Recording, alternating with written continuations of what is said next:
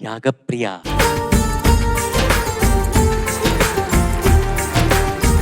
నేను పాడబోయే పాట ఆ అంటే అమలాపురం, చిత్రం ఆర్య, రాసిన వారు వేటూరి గారు, స్వరపరిచిన వారు డిఎస్పి గారు, పాడిన వారు మాలతి గారు మరియు రంజిత్ గారు. All the best Babu.